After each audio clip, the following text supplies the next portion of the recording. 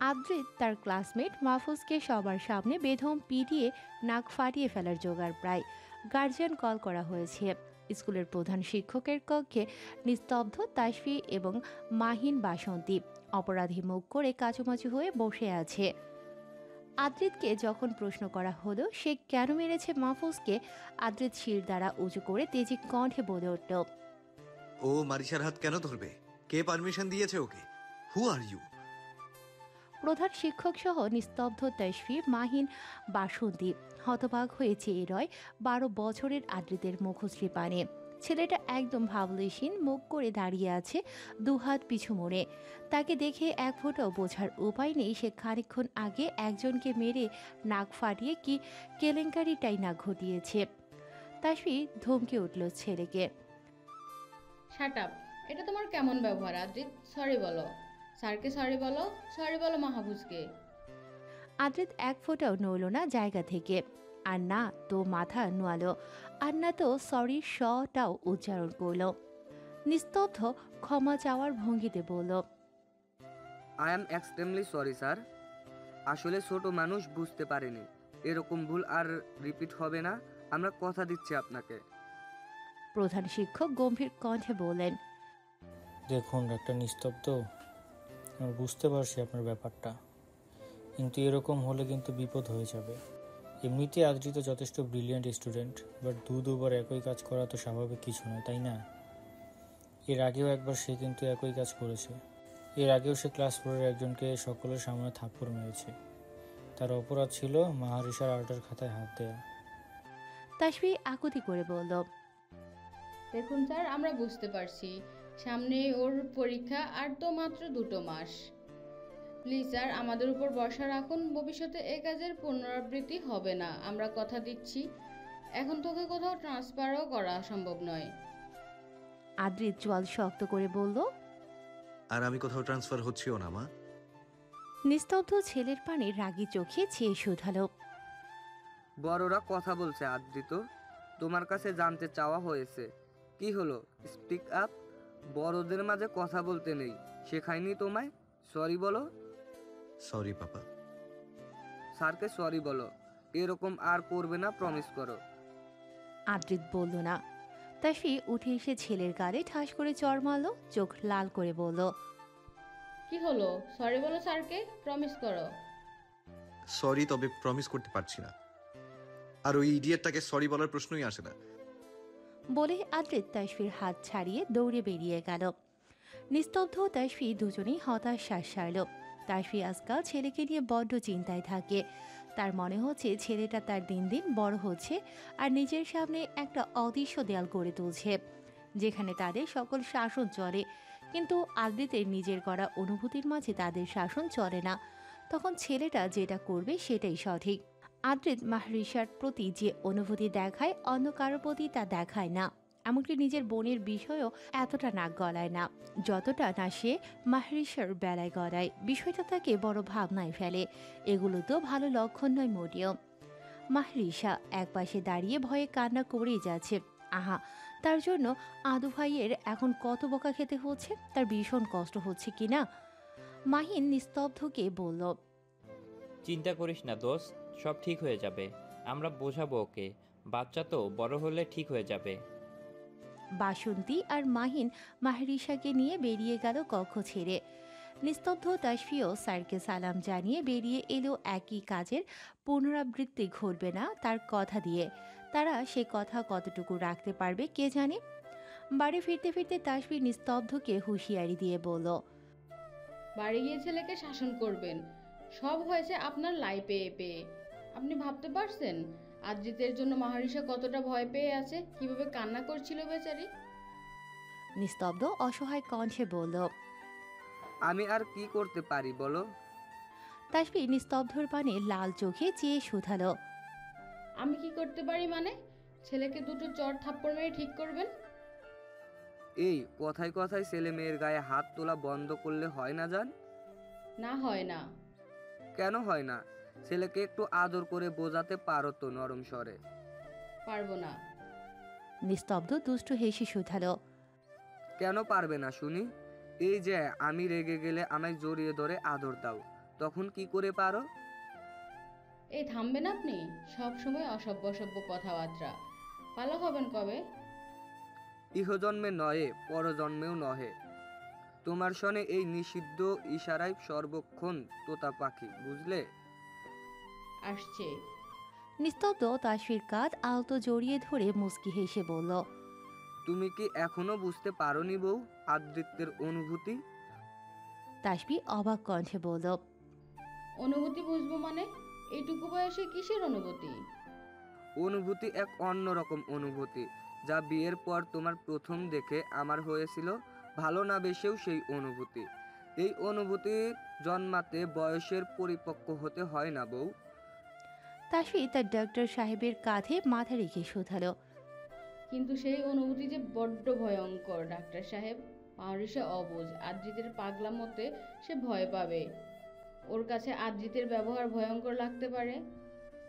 নিস্তব্ধ দীর্ঘশ্বাস ফেলে বলল, কিছু করার নেই বউ। মাঝে মাঝে আমাদের চোখের সামনে দেখানো অনুভূতির জেরায় ভুল পথেও চালিত হয়। সব সময় যে আমাদের ভাবনা সত্য হবে এমনটাও নয়। সবটাই জানেন ওই উপরওয়ালা। তাসফি শক্ত চোয়ালে চেয়ে বলল, আদ্রিতের ব্যবহার মাহরিসার জীবনে যেন কোনো প্রভাব না ফেলে তার ব্যবস্থা আমি করব ডাক্তার সাহেব। আর কিছু বছর যাক, ছেলেটা আমার একটু বড় হোক। পরের দিন মাহরিসা স্কুলে এলো না। এর পরের দিন সে স্কুলে আসতেই আদ্রিত তার হাত চেপে ধরে বলল, কাল আসিসনি কেন? আমার থেকে পালাতে চেষ্টা করছিলি? মাহরিসা কাঁদো কাঁদো মুখ করে ঠোঁট কামড়িয়ে মাথা নেড়ে বলল, না তো, আম্মু নিয়ে আসেনি আদু ভাই। তুই কি আবার আদু ভাই টাকা বন্ধ করবি না? পারি না। কেন পারিস না? তুই কি এখনো ফিডার খাস? মাহরিসা সরল মনে বলল, খাই না, মাঝে মাঝে সুজি খাই।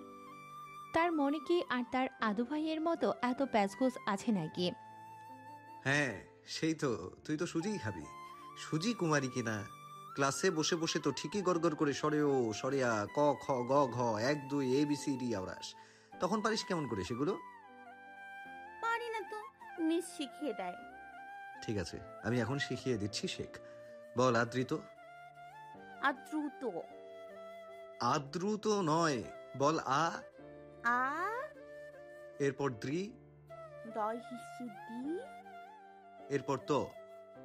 তকারে তো। এবারে বল আদ্রিত। আদিত। বল আদ্রিত।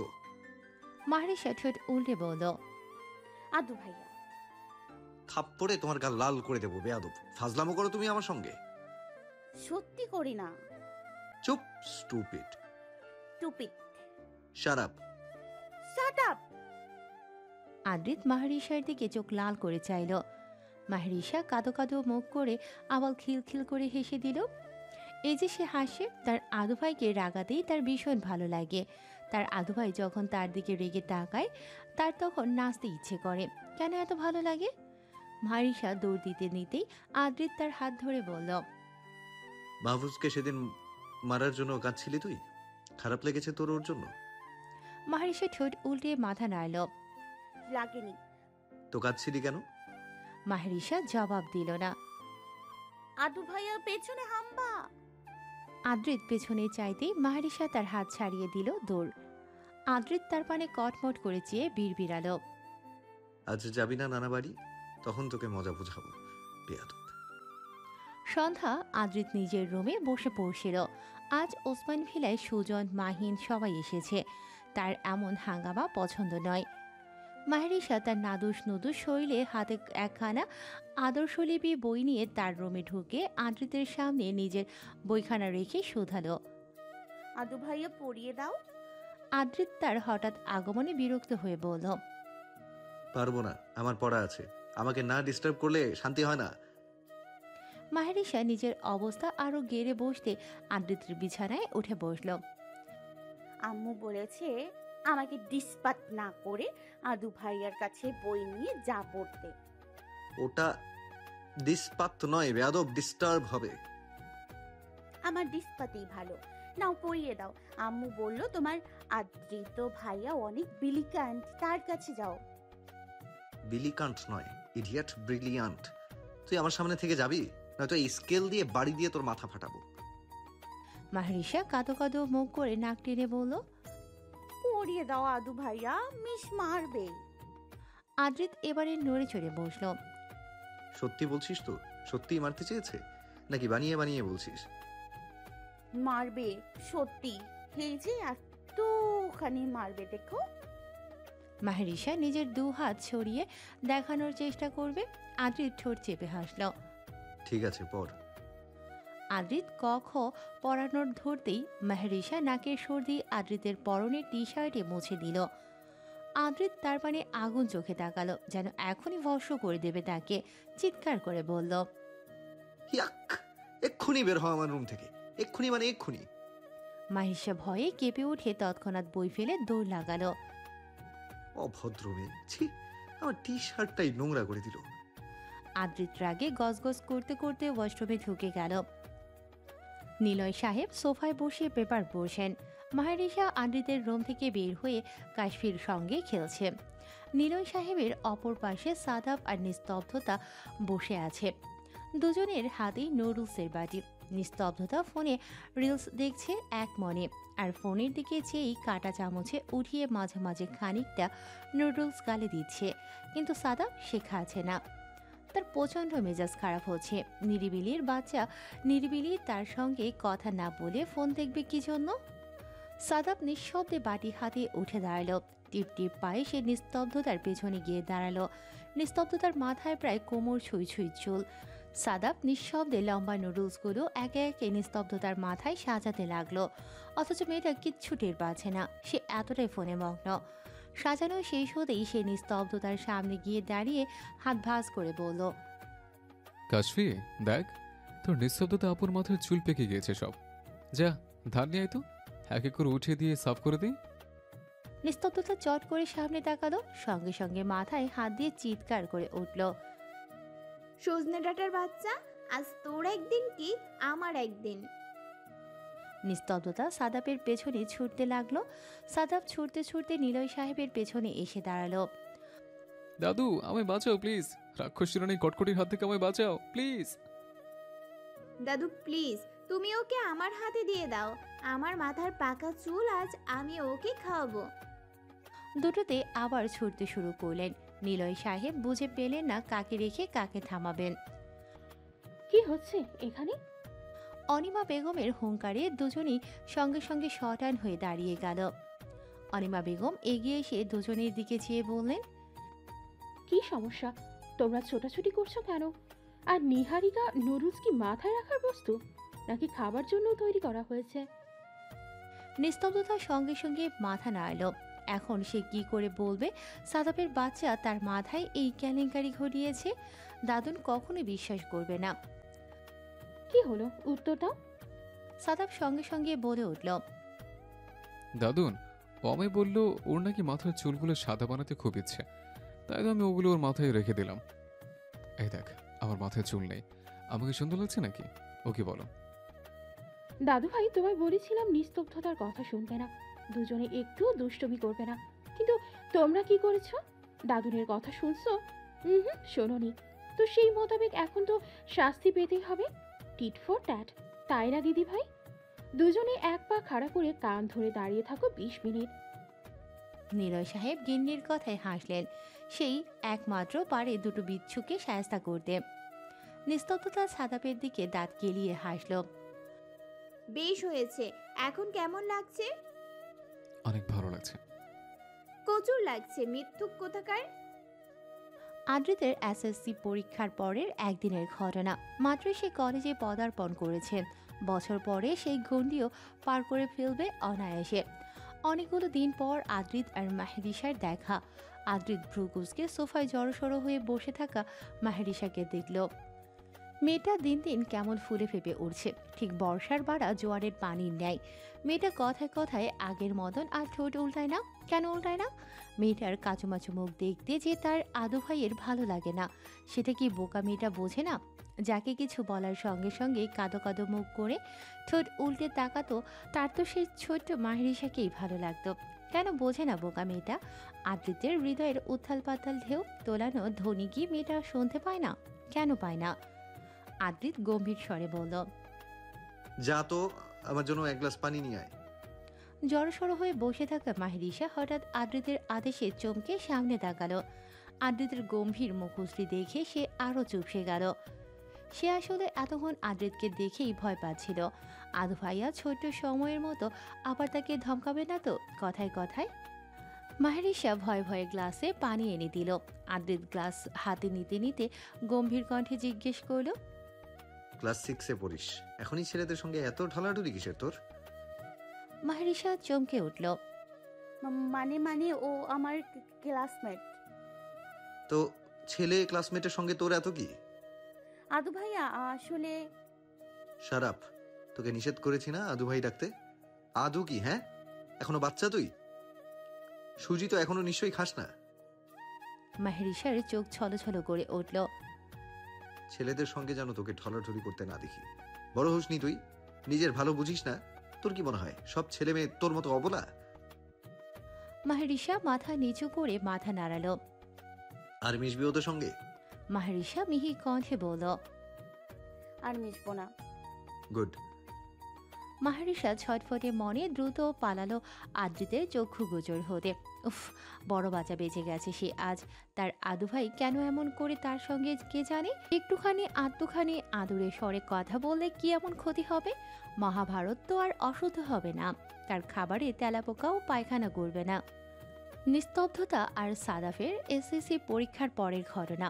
তাসফি নিস্তব্ধতাকে ভর্তি করিয়ে এলো হলিক্রস কলেজে।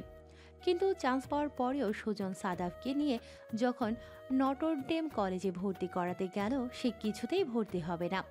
একদম গো ধরে বসে রইল। সে নিস্তব্ধতার কলেজেই ভর্তি হবে। এই কলেজে সে ভর্তি হবে না মানে হবে না। আশার মেজাজ তুঙ্গে উঠল। ছেলের আবদারে আশা গর্জে উঠে বলল, হতভাগা, তুই মেয়েদের কলেজে কি করে পড়বি? ওখানে তোকে অ্যাডমিশন দেবে? গাধার বাচ্চা গাধা। বইয়ের সম্বোধনে তার চোখ কপালে। সুজন আহাজারি করে বলল, তুমি আমায় গাধা বলতে পারলে বউ? এমন মিথ্যা অপবাদ তুমি আমায় দিতে পারলে? একটা জলজান্ত মানুষকে এভাবে বন্য প্রাণীতে পরিণত করতে পারলে? আশা মেজাজ খিচিয়ে বলল, তো গাধার বাচ্চাকে তো গাধার বাচ্চাই বলবো, তাছাড়া আর কি বলবো? বন্য প্রাণী থাকবে তো সেই মানুষের শহরে। কি শিখিয়েছেন ছেলেকে? হাই স্কুলে সায়েন্স নিয়ে পড়ে এই শিখেছে ও? কমন সেন্স নেই ওর? মেয়েদের কলেজে কি করে পড়তে চায় ও? কোনো কাণ্ডজ্ঞান নেই, হয়েছে বাপের মতন। সাদাব চুইনগাম চিবোতে চিবোতে ভাবলেশীন কণ্ঠে বলল, তো নিরুকে হোলি ক্রসে ভর্তি করানোর আগে আমার জিজ্ঞেস করে নিতে। আশা কটমট করে বলে উঠল, কেন রে? তোর কাছে কেন জিজ্ঞেস করতে হবে? তুই কি ওর গার্জিয়ান? তুই যখন ভর্তি পরীক্ষা দিলি তখন তোর মাথাটা রেখেছিলিস কোথায়? সাদাব উত্তর দিল না, তার ভিডিও গেম খেলায় মনোযোগ দিল। ছেলের উত্তর না পেয়ে আশা ছেলের হাত থেকে ঝড়ের বেগে গেমের রিমোটটি নিয়ে দূরে ছুঁড়ে মারল। কংক্রিটের ফ্লোরে নির্জীব বস্তুটি পড়ে মুহূর্তে দুখণ্ডে ভাগ হলো। এই ছেলেকে নিয়ে আমি কি করবোটা কি? উফ, বাপ বেটার যন্ত্রণায় এক মিনিট যদি শান্তিতে থাকা যায়। আশা স্টেথোস্কোপটা হাতে নিয়ে ঠাস করে দরজা লাগিয়ে বেরিয়ে গেল রুম থেকে। সাদাব সুজনের দিকে চেয়ে বিরক্ত হয়ে বলল, মা সবসময় আমার পছন্দের জিনিসপত্রের উপর কেন তাণ্ডব চালায় বলো তো বাবা? সুজন হতাশ শ্বাস ছেড়ে বলল, আগে আমার জিনিস ছুঁড়তো, এখন তুমি বড় হয়েছো তাই তোমার জিনিসে তাণ্ডব চালিয়ে সে সুখ পায়, বুঝলে? সেই মুহূর্তে কাশফি দৌড়ে এলো। মেয়েটার কথা বলতে একটু সমস্যা, অনেক বড় শব্দ উচ্চারণ করতে গেলে সে তোতলায়। ছোটবেলায় রোগটা মেয়েটার মাঝে স্থায়ী রয়ে গেল, যে কেমন করে কে জানে।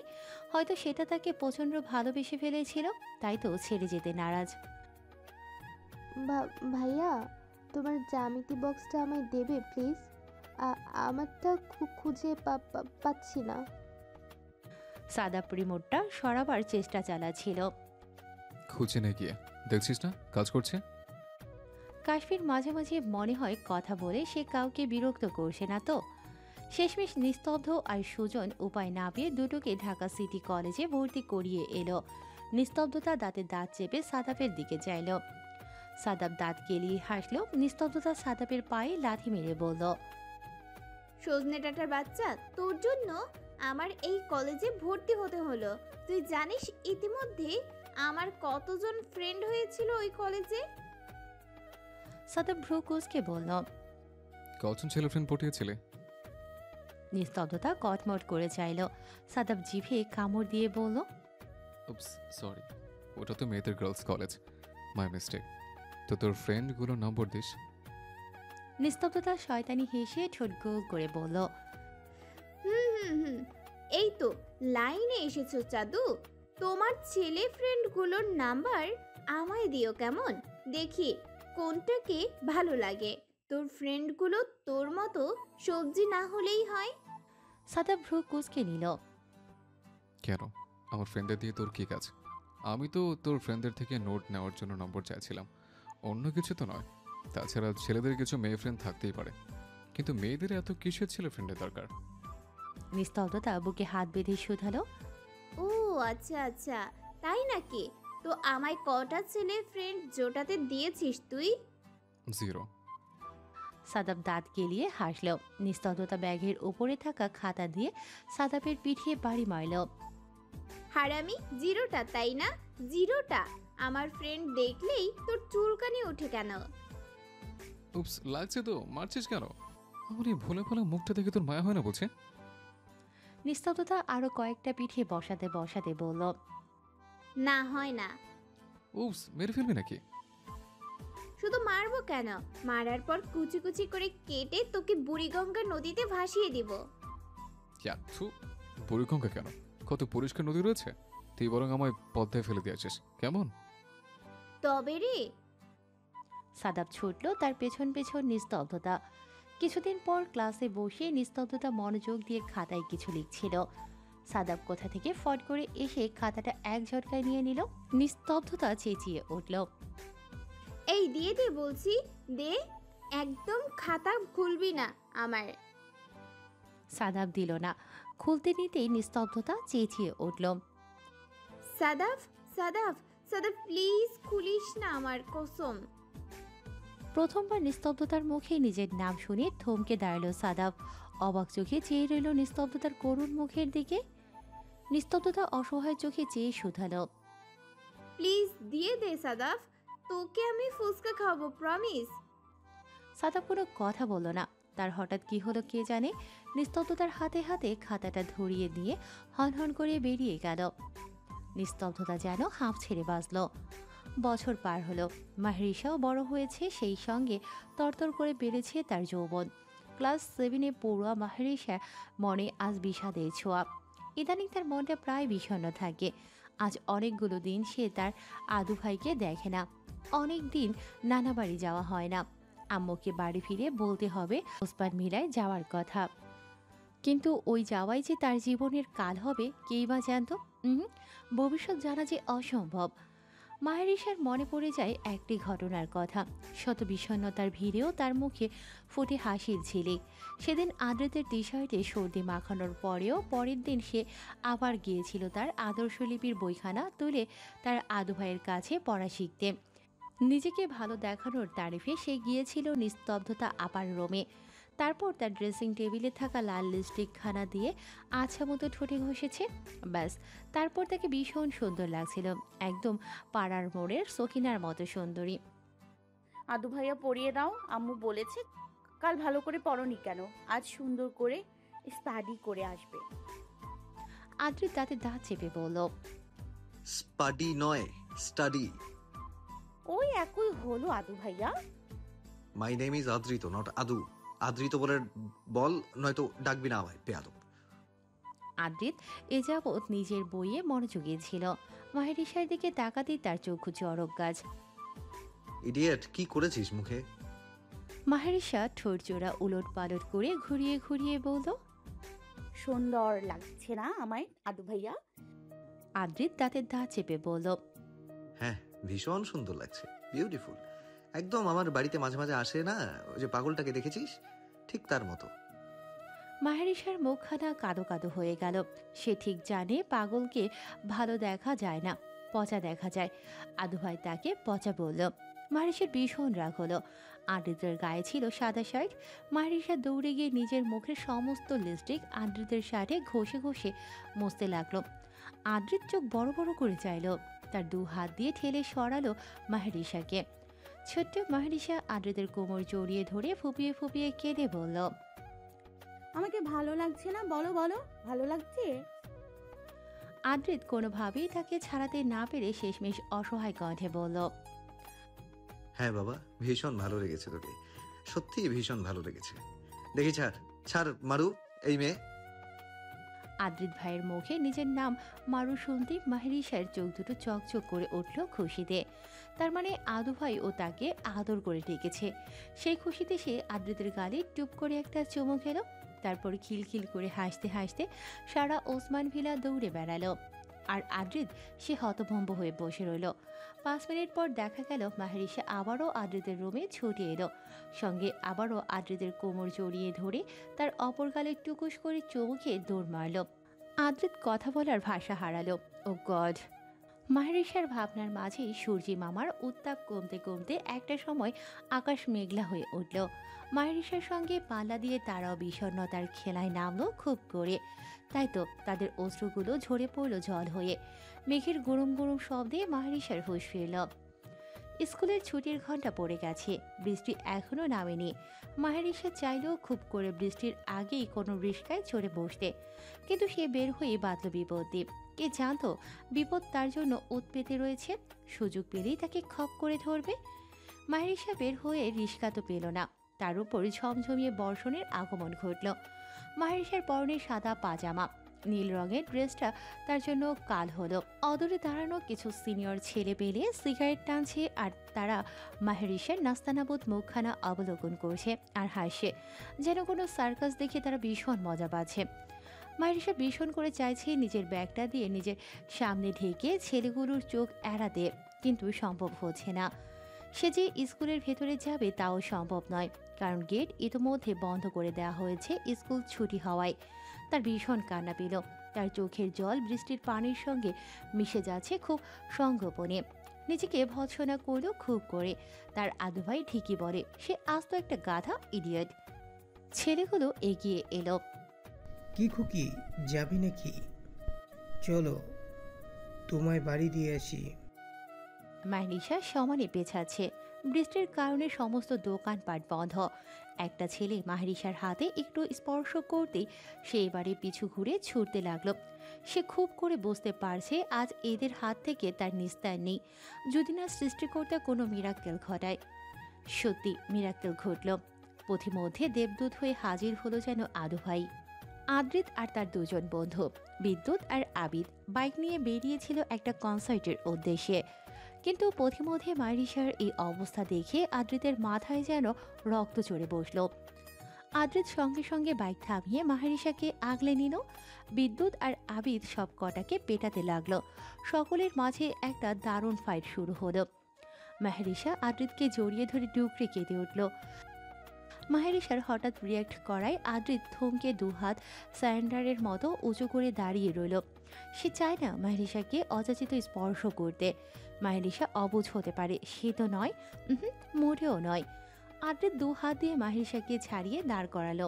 আদ্রিত মাহেরিশার ছলো ছলো কান্না মিশ্রিত চোখের দিকে চেয়ে চল শক্ত করে চেয়ে শুধালো, ওদের মধ্যে কেউ ছুঁয়েছে তোকে? মাহেরিশা মাথা নাড়ল। তার চোয়াল শক্ত হলো।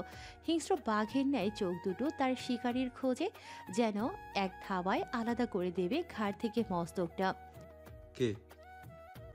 মাহেরিশা তার কম্পনরত হাত দিয়ে ছেলেটাকে দেখিয়ে দিল। আদ্রিত আর এক মুহূর্ত দাঁড়ালো না, গিয়ে ছেলেটাকে বেধম পেটাতে লাগলো। মাহেরিশা শব্দ করে কেঁদে উঠল। বিদ্যুৎ বুঝতে পারল আদ্রিতকে এই মুহূর্তে সামলানো কঠিন। সে একটু দূরে দোকানের ঝাপটায় দাঁড়িয়ে নিস্তব্ধকে ফোন করে সবটা বলল। ওদিকে সব ছেলেগুলো পালিয়েছে। নিস্তব্ধ 10 মিনিটের মাথায় ঘটনাস্থলে পৌঁছালো। সে এসে দেখলো ছেলে তার মাহেরিশাকে ধমকাচ্ছে, আর মাহেরিশা হেসকি তুলে কাছে।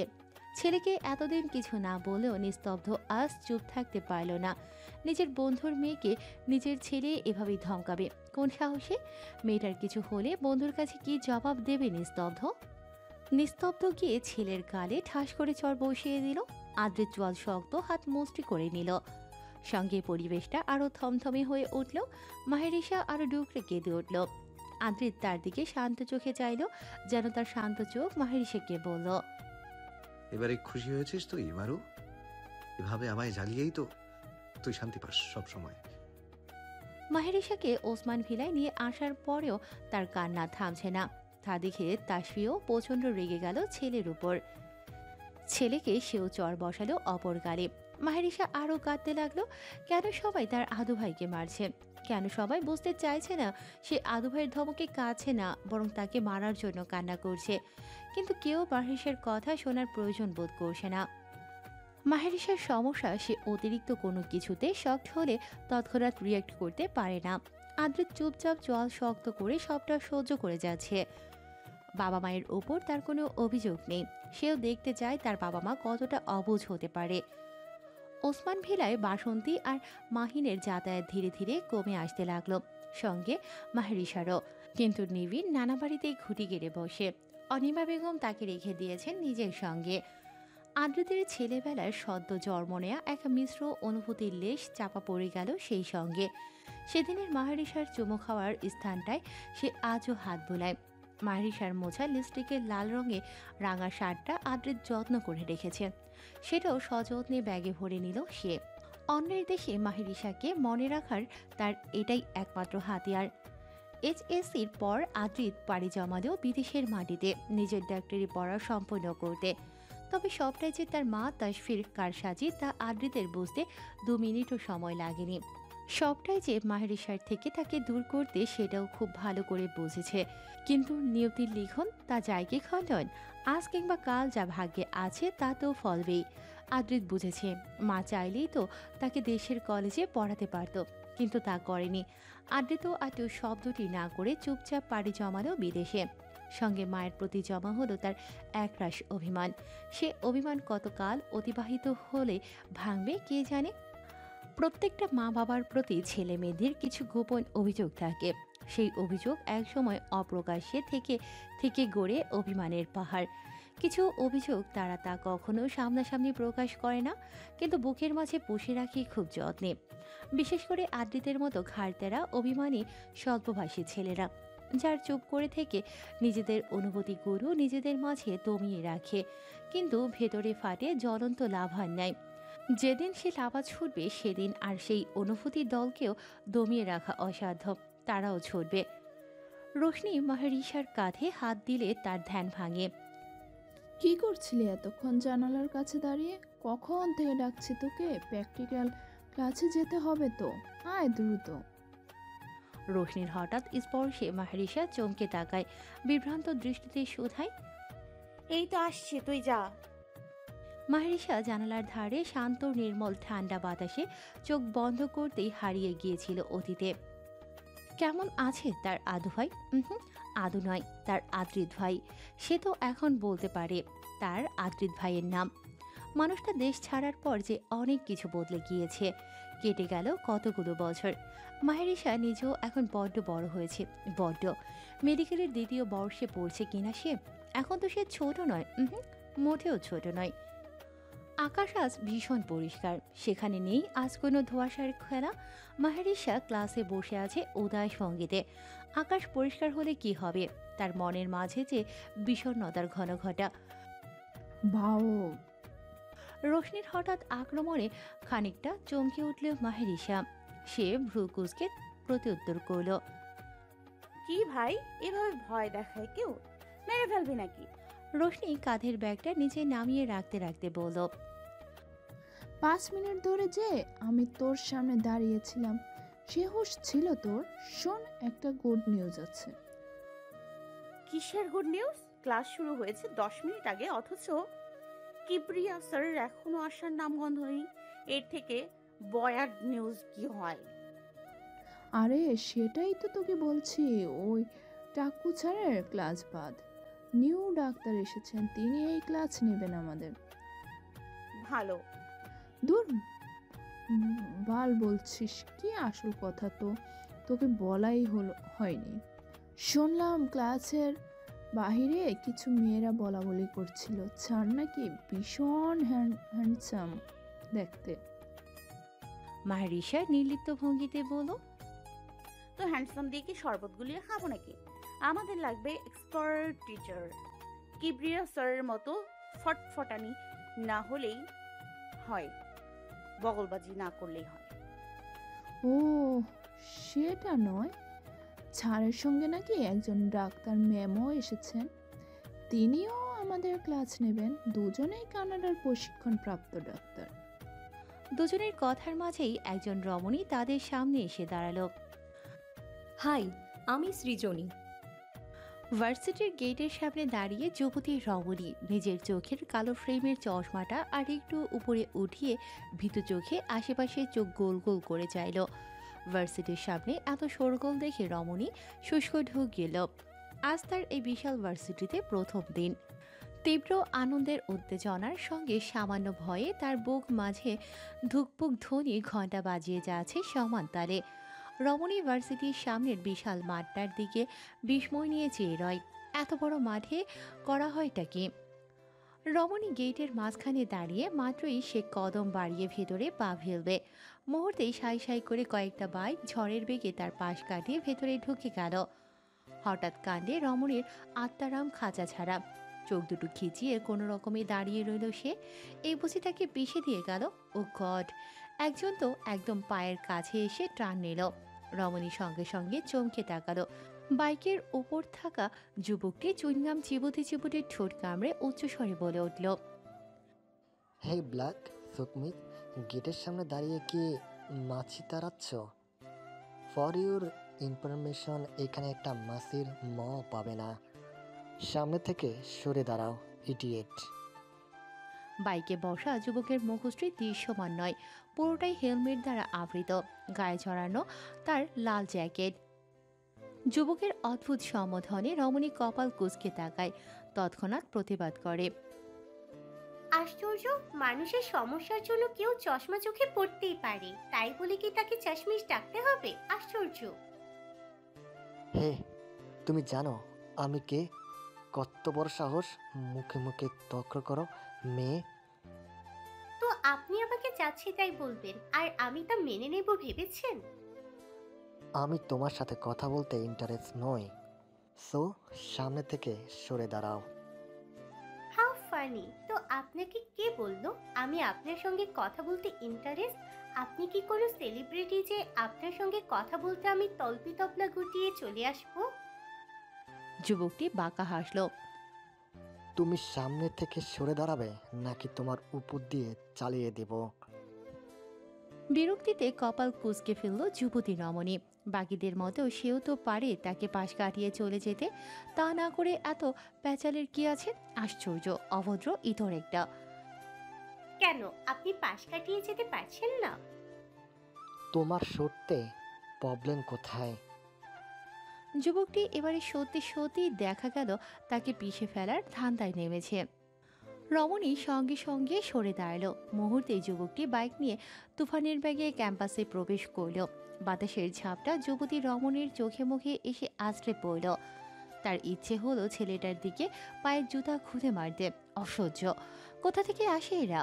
পাগল ছাগল! ভার্সিটিতে এভাবে কেউ বাইক চালায়? বিরক্তিতে কপাল কুঁচকে সে ভেতরে ঢুকল। মাঠ পেরিয়ে বিশাল বিল্ডিংয়ের সামনে এসে থামতেই চারপাশে আশ্চর্য হয়ে যাইল সে।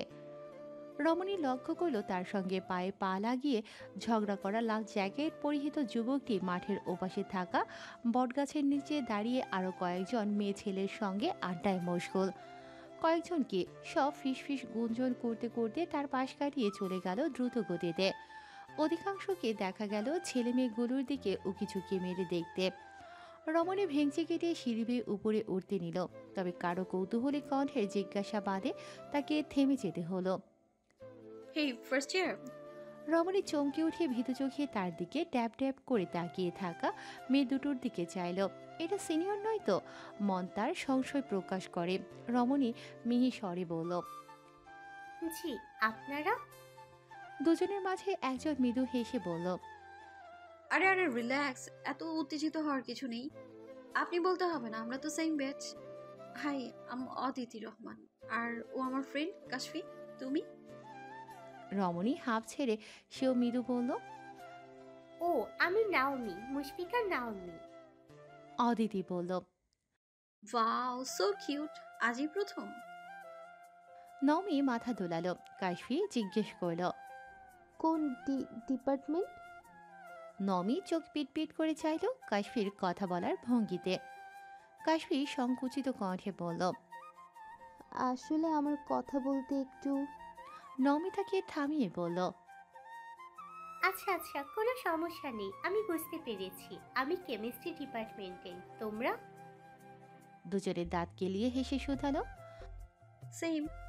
নমি কৌতূহল বশত জিজ্ঞেস করল, মাঠের মাঝে দাঁড়িয়ে থাকা ছেলে মেয়েগুলো কি সিনিয়র অদিতি? সবাই অমন করে উকি ঝুঁকি মারছে কেন ছ্যাঁচড়ার মতো? আশ্চর্য।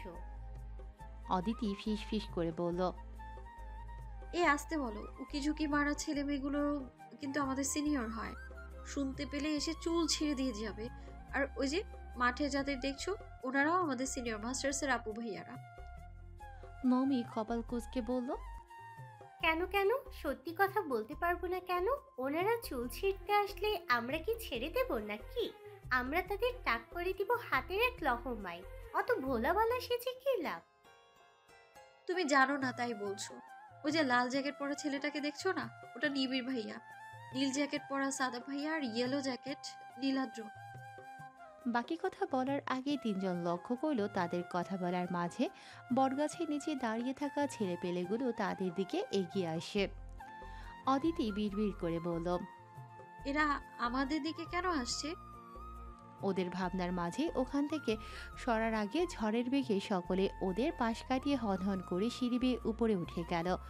নিবিড় প্যান্টের পকেটে দু হাত রেখে উপরে উঠতে উঠতে এক পলক নৌমির দিকে চাইল। দুজনের চোখে চোখ পড়তেই নিবিড় সঙ্গে সঙ্গে চোখ সরিয়ে হাঁটার গতি বাড়িয়ে উপরে উঠে গেল সিঁড়ির প্রতিটি ধাপ পেরিয়ে। নমি ভেঙে কাটল।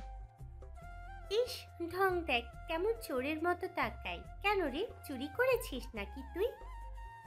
নমি কৌতূহলী কণ্ঠে জিজ্ঞেস করল। এরা যে গেল, সবাই কি friend, same batch? Same batch, but আমি এই কদিনে যতটুকু জেনেছি তারা দুটি দলে বিভক্ত। যে কোনো কাজে একজন অপরজনকে বাধা দিতে আসে। তাদের মাঝে কি শত্রুতা তা আমি জানি না ঠিকঠাক। নমি আশ্চর্য হয়ে বলল, মানেটা খুব সোজা। ক্যান্টিনে চল, তোদের দুজনকে সব খুলে বলছি। সকালে খেয়ে আসিনি, পেটের ভিতর ইঁদুর দৌড়াচ্ছে রে ভাই। আর কিছুক্ষণ থাকলে না আমি একদম সোজা উপরে চলে যাব। কাশফি জানেন না? নমির প্রশ্নে অদিতি দ্রুত হাঁটতে হাঁটতে হেসে বলল, ও তো তোর মতোই আজকে আমার ফ্রেন্ড হলো। বাই দ্য ওয়ে, তোরা দুজন কিন্তু আজ থেকে আমার ফ্রেন্ড হলি, ওকে? পরে আবার পাল্টি খাস না কেমন? তুই বলছি কিন্তু ডোন্ট মাইন্ড ডিয়ার। কাশফির নমি দুজনেই হাসলো।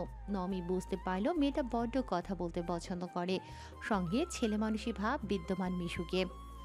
ক্যান্টিনে তিনজনে একটা টেবিলে বসে পড়ল। সিঙ্গারা আর সমোসা অর্ডার দিয়ে অদিতি জোর করে বসতে বসতে বলল, আমিও সবাইকে চিনি না, তবে যতটুকু বুঝতে পারলাম মাস্টার্সের সিনিয়র আপু ভাইয়ারা সব দুটো দলে বিভক্ত। একদলে বোধ হয় তাকে তখন বললাম না, ওই সাদাব ভাইয়া আর নিবিড় ভাইয়া আছে। আরেকজন আপু বোধ হয় নিস্তব্ধতা। হ্যাঁ, ওনারা তিনজনই বোধ হয় লিডার। আর অপর দলে বোধ হয় নীলাদ্র, সাফওয়ান ভাইয়া আর একটা মেয়ে আছে তিয়াশার নাম করে, 1 নম্বরের বেয়াদব। চেহারা সুন্দর হলে কি হবে, মেয়েটার মনের ভেতরটা একদম কুৎসিত। উশৃঙ্খল, দেখলে না কেমন ছোট ছোট জামা পরে আছে, অসহ্য। তিয়াশা শয়তানটা সেদিন আমায় র্যাগিংয়ে গান গাইয়ে ছেড়েছে। কি যে ভীষণ কান্না পাচ্ছিল আমার। কি গান গাইয়েছিল জানিস? আবার ভিডিও করে রেখেছিল। দুজন কৌতূহলী দৃষ্টিতে চাইতেই অদিতি মুখ কাচুমাচু করে ওদের সেই গান শোনালো। ওরে কোকিলা রে, কাকের বাসায় ডিম পাড়ে জানে না রে, কাক জানে না। নওমি আর কাশফি খিলখিল করে হাসতে লাগলো। দোস্ত, তোরা আমার দুঃখের কথা শুনে হাসছিস? নওমি হাসতে হাসতে বলল, সিরিয়াসলি দোস্ত, হাসা ব্যতীত আর কোনোই দেখছি না। সাদাব কাশফির ভাই কাশফি সেটা পুরোপুরি চেপে গেল। অদিতি আবারও বলল, ওই তিয়াশা নাকি সাদাব ভাইয়াকে পছন্দ করে, পুরো ভার্সিটি জানে তা, কিন্তু দুইবার রিজেক্ট হয়েছে তার থেকে। নিস্তব্ধতা আপুর জন্য সে সাদাব ভাইয়ার কাছে ঘেঁষতে পারে না। নিস্তব্ধতা আপু আর তিয়াশার মাঝে নাকি সাপে নেউলে সম্পর্ক, সেটা সবাই জানে, কি জন্য তা জানি না। তিনজনে গল্প করতে করতে অনেকটা সময় কাটালো হাসি আর ঠাট্টায়। ক্লাস শেষে কাশফি গেটের কাছে আসতেই আটকে উঠল। বোধহয় আজ আর সে বেঁচে ফিরতে পারবে না। অদিতি বারবার করে যাদের থেকে সাবধানে থাকতে বলেছিল, এখন তাদের গুহায় তাকে ঢুকতে হবে। ইয়াল্লাহ, তিয়াশা নামের মেয়েটা তার জন্য বরণ ডালে সাজিয়ে দাঁড়িয়ে আছে। দুরু দুরু বুকে কাশফির কাছে এগিয়ে যেতেই সঙ্গে সঙ্গে কাফি নামের একটা ছেলে ডেকে উঠল তাকে। কাশফি চোখ খিচে দাঁড়িয়ে পড়ল। সর্বনাশ, অদিতি আর নমিটাও চলে গিয়েছে, এখন একা সে কি করবে? কি খুকি, ওইখানে দাঁড়িয়ে থাকলে হবে? দেখি দেখি, টুকটুক করে এগিয়ে এসো তো। কাশফি ভয়ে ভয়ে এগিয়ে গেল। তিয়াশা তার দিকে তীক্ষ্ণ দৃষ্টিতে চেয়ে ধমকে বলল, সিনিয়রদের দেখলে সালাম দিতে হয় জানো না? সালাম দাও। আসসালামু আলাইকুম। কি নাম তোর? কাশফি ভ্রু কুচকায়। বেয়াদব মেয়ে এভাবে কাউকে তুই বলে? কাশফি কাঁপা কাঁপা কণ্ঠে শুধালো,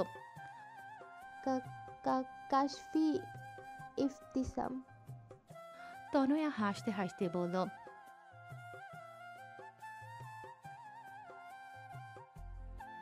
সবাই সায় জানালো। কাশফি আটকে উঠল গানের কথা শুনে। অদিতির মতো তাকেও অমন গান গাইতে হবে না তো? কাশফি আর চোখে সকলের দিকে চেয়ে দেখল। অদিতির চিনিয়ে দেয়া নীলাদ্র নামের ছেলেটার এদিকে মনোযোগ নেই। সে গম্ভীর মুখে ফোনে কিছু কষে। রাফসান বলল, তিয়াশা বাঁকা হেসে বলল, আরে এত সহজে গান গাইলে হবে নাকি? দেখি ফোন বার কর, ক্যাপচার করতে হবে তো। তোতলা শিল্পী গান গাচ্ছে বলে কথা। কাশফির চোখ অশ্রুতে টলমলো করে উঠল। আগে কখনো তাকে এই পরিস্থিতিতে পড়তে হয়নি। এভাবে কেউ তাকে কখনো তোতলা বলে অপমানও করেনি। সাফওয়ান বলে উঠল, এই কাজল, তোর সেই স্পেশাল ডিপজলের গাওয়া বিখ্যাত গানটা গিয়ে শোনাতো ওকে, তারপর ও একটু গিয়ে আমাদের মনোরঞ্জন করুক। বলেই সে গাইতে লাগলো। কাজলের গান শুনে সবার হেসে গড়াগড়ি খাওয়ার অবস্থা। কাশফি চোখ বড় বড় করে চাইল। মনে মনে সে আস্তাগফিরুল্লাহ পড়ল। এই অদ্ভুত গানটা তাকে গাইতে হবে, অসম্ভব। কিন্তু সকলের জোড়াজুড়িতে কাশফি মাথা নিচু করে ছলো ছলো চোখে গাইতে লাগলো। ওরা হাতে তালি দেওয়ার ভঙ্গিমা করল। পুত কইরা দিমু আমি। কাশফি আর বলতে পারল না। কাশফির ইচ্ছে করছে সবগুলোর গালে কষিয়ে কতগুলো থাপ্পড় মারতে, কিন্তু সিনিয়র হওয়ায় সেটাও পারছে না। সে নিজেকে শক্ত করে বলে উঠল, দেখুন ভাইয়া, আপুরা, আমি এখানে পড়াশোনা করতে এসেছি, কারো মনোরঞ্জন করতে নয়। আমার দ্বারা এটা সম্ভব নয়। আপনারা অন্য কাউকে খুঁজে নেন। নীলাদ্র ফোন হাতে মাথা তুলে এবারে কাশফির পানে চাইল। তার আপাত মস্তক চোখ বোলালো। তিয়াশা হাসতে হাসতে বলল, সে কি রে নীলাদ্র, দেখলি মুরগির মুখে দেখছি খই ফুটছে। কত বড় সাহস সিনিয়রদের মুখে মুখে তর্ক করা। নীলাদ্র গরম স্বরে প্রশ্ন করল, ফার্স্ট ইয়ার, কোন ডিপার্টমেন্ট? কেমিস্ট্রি। নীলাদ্র হাতের ফোনটা পকেটে রেখে বাইক থেকে লাফ দিয়ে নেমে প্যান্টের পকেটে দুহাত গুজতে গুজতে কাশফির উদ্দেশ্যে বলল, ওকে, নাও গো। তিয়াশা সঙ্গে সঙ্গে প্রতিবাদ করে বলে উঠল, এমনি এমনি কি করে ছেড়ে দিই, একটু মশলা মাখিয়ে ছাড়ি। তিয়াশা কাশফির গায়ে হাত তুলতে নিতেই দুটো শক্তপোক্ত পুরুষালী হাত তার হাত চেপে ধরল। তিয়াশা সাদাপের মুখশ্রীর পানে আর হাতের দিকে তীক্ষ্ণ দৃষ্টিতে তাকালো। আবার নীলাদ্রির হাতের পানে তাকালো। নীলাদ্র সঙ্গে সঙ্গে নিজের হাতটা সরিয়ে নিল। সঙ্গে গম্ভীর স্বরে বলল, বেশি বেশি হচ্ছিল তিয়াশা। সাদাপ বজ্র কণ্ঠে বলল, ওর গায়ে হাত তোলার অনুমতি কে দিয়েছে তোকে? এত শ্বাস কোথায় পাস তুই? কাশফির দিকে চেয়ে বলল, বাসায় যা। কি হলো, যা। কাশফি এক পলক নীলাদ্রর পানে চাইল। দেখল ছেলেটা তার পানে তীক্ষ্ণ দৃষ্টিতে চেয়ে আছে। আর এক মুহূর্ত না দাঁড়িয়ে সে ওখান থেকে এক দৌড়ে চলে এলো ভার্সিটির গেট পেরিয়ে বাহিরে। তিয়াশা সাদাফের চোখে চোখ রেখে বলল, সাহসের কি দেখেছিস তুই? সাদাফ ঠাস করে তিয়াশার গালে চড় বসিয়ে দিল। তিয়াশা অবাক দৃষ্টিতে চেয়ে রইল সাদাফের পানে। নীলাদ্র এবারে হাতে তালি দিয়ে কৌতুক করে বলল, বাহ বাহ, এত দূর। তা কি লাগে মেয়েটা তোর? গার্লফ্রেন্ড নাকি? একদম বাজে কথা বলবি না নীলাদ্র। ও, এখন বুঝি বাজে কথা হয়ে যাচ্ছে? তা কটা লাগে তোর? পাশে একটা আরেকটা? নিস্তব্ধতা। তিয়াশা দুজন দুজনের দিকে অগ্নি চোখে চেয়ে আছে, যেন চোখ দিয়ে দুজন দুজনকে ভস্ম করে দেবে। শাট আপ, আর একটা সাউন্ড করবে না তুই। সাদাব আর নিস্তব্ধতা হন হন করে হেঁটে চলে গেল ওখান থেকে। বাইক স্টার্ট দিতে দিতে সাদাব নিস্তব্ধতার উদ্দেশ্যে বলল, রিক্সা করে বাড়ি ফের। নিস্তব্ধতা চোখ ছোট ছোট করে বলল, তুই আমায় দিয়ে আসবি কিনা বল। আই এম সো সরি, আমার অনেক কাজ আছে, তোর পেছনে টাইম ওয়েস্ট করতে পারবো না। নিস্তব্ধতার সঙ্গে সঙ্গে বাইকে বসানো চাবি জোড়া খপ করে নিজের কবজায় নিয়ে বলল, ওকে ফাইন, যা বাসায় যা। আশ্চর্য, চাবি না দিলে আমি যাবো কেমন করে? সেটা আমি কি করে জানবো? বাই। সাদাব নিস্তব্ধতার বাহু টেনে ধরল। নিস্তব্ধতার সঙ্গে সঙ্গে ছিটকে সরে বলল, একদম মেয়ে মানুষের মতো গায়ে পড়বি না, একদম ছুবি না আমায়, সজনে ডাঁটার বাচ্চা। সাদাব হঠাৎ শ্বাস ফেলে বলল, পেছনে বস। লাগবে না, তুই বাসায় যা না ভাই। তোর বাসায় কত হাতি ঘোড়া মহিষ পালিস তুই, তাই না? তাদের জন্য ঘাস কাটতে হবে তো তোর। যা বাসায় যা ভাই, বাসায় যা। এই, একদম ভাই ভাই করবি না, ফালতু মহিলা। আমি ফালতু মহিলা? ওকে টাটা। নিস্তব্ধতা আবারও হাঁটা ধরল। সাদাব কপাল ঘষে তার পিছু পিছু বাইক হাত দিয়ে টেনে নিতে নিতে বলল, ঠিক আছে, আমায় ক্ষমা দে মা, ওঠ, তোকে দিয়ে আসছে। নিস্তব্ধতা দাঁত কেলিয়ে হাসল, বলল, আমায় চালাতে দিবি? তবে চাবি দেব। সাদাব অসহায় কণ্ঠে বলল, জেদ করিস না নিরু, একবার বাইক থেকে পড়ে হাত পা ভেঙে শিক্ষা হয়নি তোর? তোর কি মনে হয় আমি তোকে পুনরায় একই ভুল করতে দেব? তাছাড়া আঙ্কেল জানলে আমি আস্তেও রাখবে না, বাপকে দিয়ে হামলায় মামলা ঠুকে দেবে। তাদের পাশ দিয়ে তিয়াশা বাইক ছুটিয়ে চলে গেল। নিস্তব্ধতা দাঁতে দাঁত চেপে বলল, কিচ্ছু ভুলে যাইনি আমি সাদাফ। আমার সাথে করা অন্যায়ের জবাব আমি ওদের ঠিক দেব। সাদাব উত্তর করল না, পাকা হাসল। নিস্তব্ধতা বাইকের পেছনে চেপে বসল। ভালো করে ধরে বস। সাদাব বাইক ছুটিয়ে তিয়াশাকে ওভারটেক করে হাইওয়ের রাস্তা ধরতে নিস্তব্ধতার মুখে হাসি ফুটল। লুকিং গ্লাসে রমণীর মুখের হাসি দেখে সাদাবও মুচকি হাসল। মাহেরিশা উদ্দেশ্যহীন পথে হাঁটছে।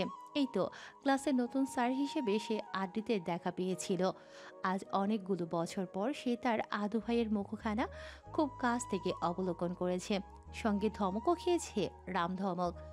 সে যখন আদ্রিতকে স্যারের পরিচয়ে প্রথম ক্লাসে দেখল হতবাক হয়ে চেয়েছিল সে। চিনতেও তার খানিকটা কষ্ট হচ্ছিল।